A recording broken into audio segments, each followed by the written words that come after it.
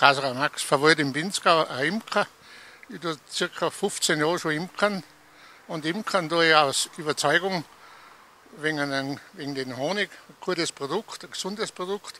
Und der Hauptteil ist die Bestäubung für die Obstbäume. Die Wichtigkeit für die Bienen ist bei uns, dass die Obstbäume bestäubt werden. Wir haben ich habe selber ungefähr 50 verschiedene Obstbäume, Obstzwetschgen, Birnen, Marillen. Und ohne Biene geht nichts. Wir brauchen die Bienen zum Bestäuben. Wir sind da in der Seehöhe von 900 Meter.